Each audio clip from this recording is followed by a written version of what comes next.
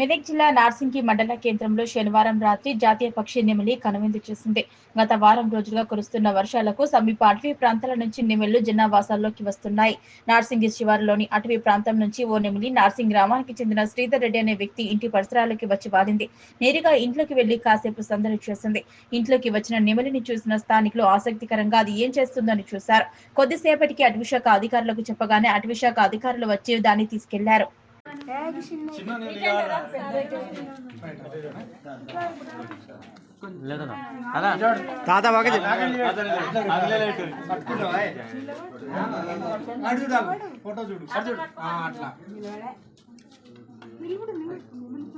Phone చేశాను.